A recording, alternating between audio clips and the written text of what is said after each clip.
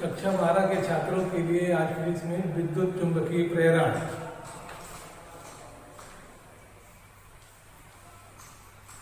विद्युत चुंबकीय प्रेरण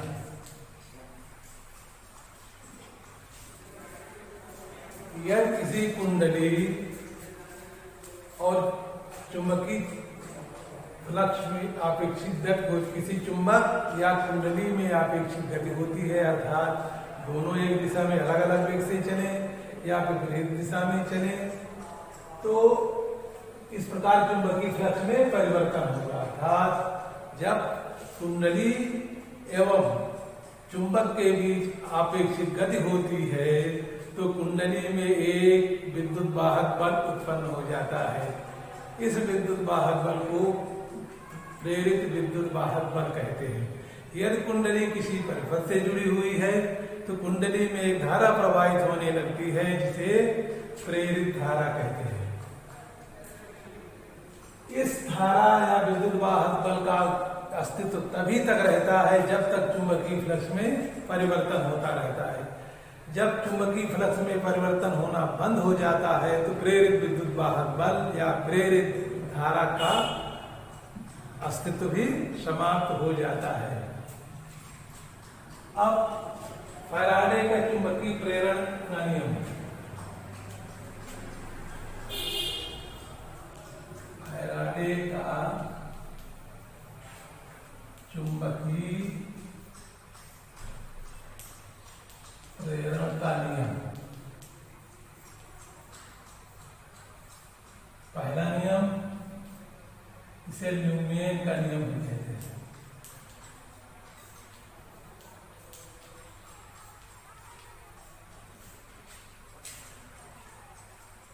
जब किसी विद्युत परिपथ में चुंबकीय फ्लक्स में परिवर्तन किया जाता है तो परिपथ में एक विद्युत धारा प्रवाहित होने लगती है जिसे प्रेरित धारा कहते हैं।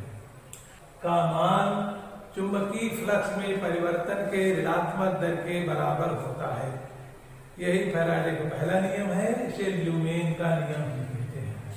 अर्थात मान लिया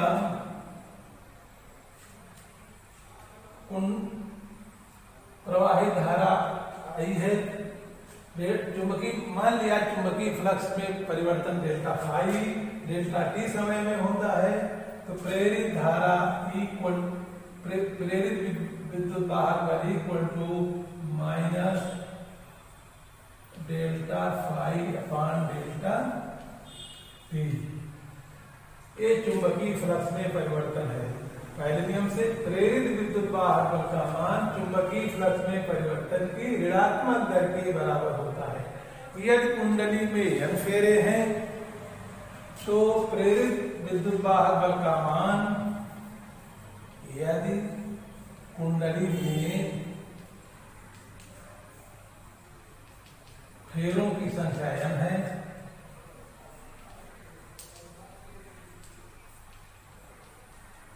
तब equal to minus n delta phi upon delta T या equal to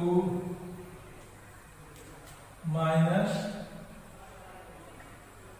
delta n phi upon delta T. n फेरों की संख्या है, फाई कुंडली की चुंबकीय फ्लक्स है, तो कुंडली में फेरों की संख्या तथा चुंबकीय फ्लक्स के गुणनफल को कुंडली की फ्लक्स घनत्वताओं की संख्या कहते हैं। इस राशि n फाई को फ्लक्स घनत्वताओं की संख्या कहते हैं। एक चुंबकीय प्रेरित विद्युत वाहक बल का मान होगा।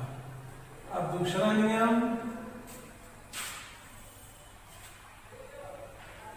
इसे लेंज का नियम भी कहते हैं।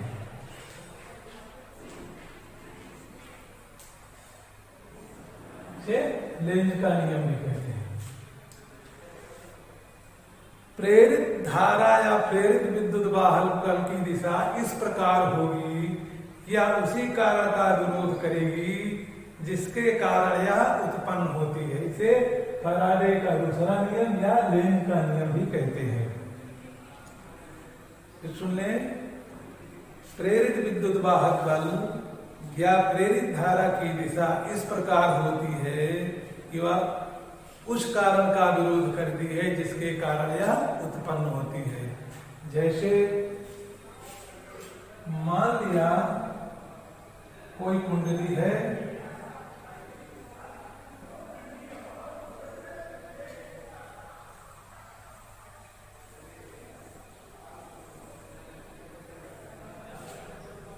एक कुंडली है,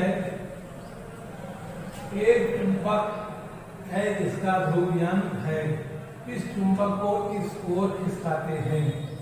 जब चुंबक को कुंडली की ओर लाएंगे तो प्रेरित धारा या प्रेरित विद्युत वाहक बल की दिशा इस प्रकार होगी, क्योंकि ये धारा चुंबक के इस ओर आने के कारण उत्पन्न हो रही, इसलिए इसका विरोध करेगी, अर्थात चुंबक को इधर न आने इसको दूर ढकेलेगी।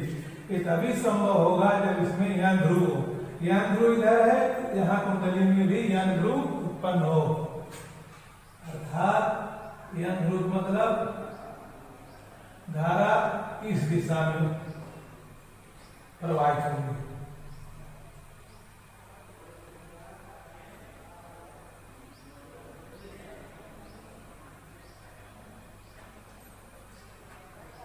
जब चुंबक को यह ध्रुव को कुंडली की ओर लाते हैं तो कुंडली में प्रवाहित प्रेरित धारा की दिशा इस दिशा में होगी।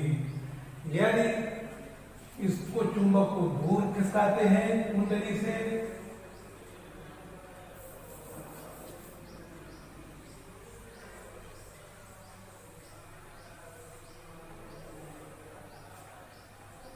ये चुंबक है, यह ध्रुव है, इसको कुंडली से दूर खिसकाते हैं तो अब इसमें प्रेरित धारा की दिशा इस प्रकार होगी, क्योंकि इसको दूर जाने के कारण उत्पन्न हो रही, इसलिए इसको दूर जाने का विरोध करेगी, अर्थात इसको अपनी ओर आकर्षित करेगी। ये तभी संभव है जब इसमें यह ध्रुव है, इसमें यह ध्रुव उत्पन्न हो।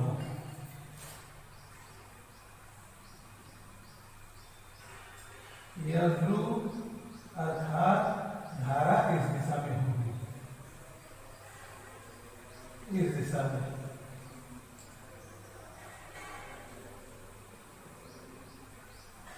प्रकार देख रहे हो, लेंज के नियम से प्रेरित विद्युत वाहक बल या प्रेरित धारा की दिशा ज्ञात कर सकते हैं। इसी प्रकार यह ध्रुव चुंबक का यह ध्रुव है, तब उसके लिए भी ज्ञात कर सकते हैं। अब परिमाण इससे ज्ञात होगा और दिशा लेंज के नियम से ज्ञात कर सकते हैं। प्रेरित धारा की दिशा ज्ञात करने के लिए फ्लेमिंग के दाएं हाथ के नियम से भी ज्ञात कर सकते हैं। फ्लेमिंग के दाएं हाथ के नियम, दाएं हाथ की तीनों उंगलियों अंगूठा, तर्जनी और मध्यमा तीनों को इस प्रकार फैला कर रखते हैं, तीनों आपस में लंबवत रहे इस प्रकार। तर्जनी चुंबकीय क्षेत्र की दिशा में हो, अंगूठा चालक की गति की दिशा में हो तो प्रेरित धारा की दिशा मध्यमा से निरूपित होगी। ये फ्लेमिंग के दाएं हाथ का नियम है। तो इस प्रकार प्रेरित विद्युत वाहक बल का परिमाण और दिशा लेंज के नियम या फैराडे के दूसरे नियम से या फ्लेमिंग के दाएं हाथ के नियम से ज्ञात कर सकते हैं। आज बस